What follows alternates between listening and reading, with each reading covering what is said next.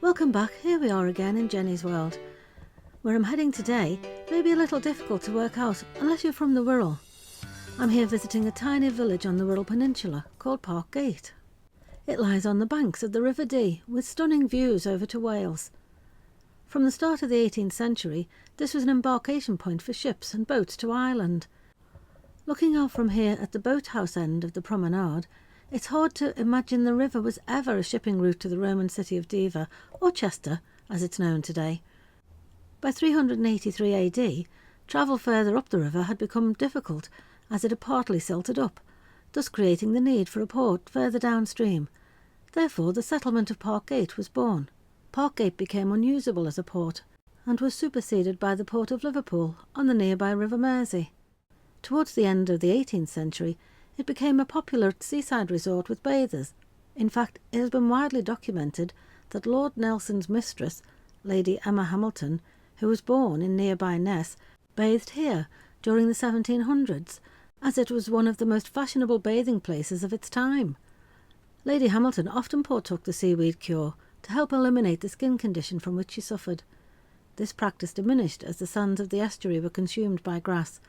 By the late 18th century, Neston had become a mainline coaching stop, and it was not unusual for pilgrim adventurer or voyager to be held up for up to 3 months, whilst waiting for favourable winds, also making good use of the taverns just as visitors do today.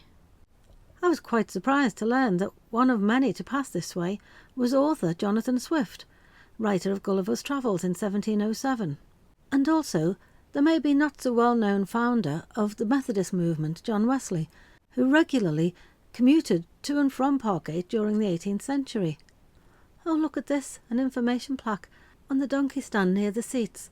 It says here it marks the spot where travellers would begin their journey to Ireland and elsewhere, obviously until the silting of the nearby channel in 1815. I'm pretty sure the council could update or clean the plaque. Sadly, many early tourists perished on the crossing between Ireland and Parkgate, and not always by natural means. Wrecking was not uncommon on this coastline. The wreckers were quite enterprising in their methods, and I've heard tell of accounts whereby these insidious ghouls would lame a donkey and then tie a lantern to its head and make it walk to and fro on the shoreline. From out at sea, this would appear to be the mast headlight of a ship riding the swell safely at anchor. The approaching vessel would then be beached, or worse, and ready for looting. During seasonal high tides, a couple of times a year, the water reaches the sea wall, bringing throngs of people to see the unusual sight. Birdwatchers also come to see the flushing out of many small creatures, normally hidden in the grasses of the marshland. These attract many unusual and different birds of prey. Visitors to Parkgate will find an affluent, bustling and unusual place, a long straight road bounded on one side by a sandstone wall and a huge 10,000-hectare expanse of salt marsh. Along the road in places, though, it is too narrow for two-way traffic, as you can see. I learnt just recently that during the Second World War, small lights were placed out on the marsh so that they could trick German bombers into thinking that they were attacking a developed area. Silly fockers.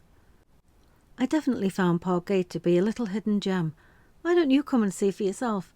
Discover some beautiful architecture and magnificent coastal views. You can take a leisurely walk along the South Parade, and if you fancy it, try a world-renowned ice cream. Mint choc chip for me. As you can see, the staff are friendly and helpful. And if you're peckish, there is the locally famous fish and chips, and plenty of other choices of classic pub lunches or restaurants like upstairs at No. 1 Parkgate. I think it has what I would consider one of the best views of Parkgate. I also stopped off here at the highly recommended Goose. It's a very dog-friendly cafe, and really nice for a latte and some cake. What a lovely day to walk off that cake with a leisurely stroll along the 1 kilometre long well-worn sea wall, as so many people have done for hundreds of years before me. I know there's more history and lots of other things to do locally, and if you can help with more information or any details about the area, please feel free to add them in the links and comments below. So there you have it. I hope you've enjoyed a sneak peek at Parkgate on the Wirral. Be sure to follow me and keep coming back to see what's happening next in Jenny's world. Bye for now.